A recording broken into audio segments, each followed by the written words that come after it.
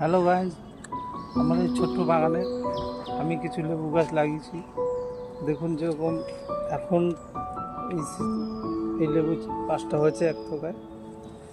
এদিকে দেখুন এই কমলা গাছে কমলা লেবু ছিল, অনেক হয়েছিল, 40টা লেবু হয়েছিল এই গাছে, এই একটা গাছে।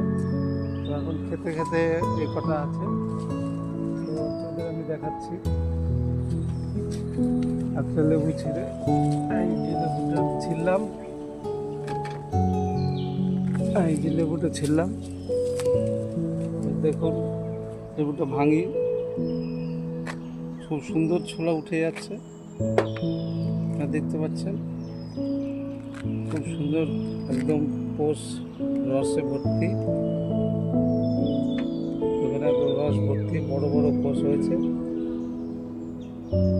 খেতেও মিষ্টি, অসাধারণ লেবু। আপনারাও লাগাতে পারেন।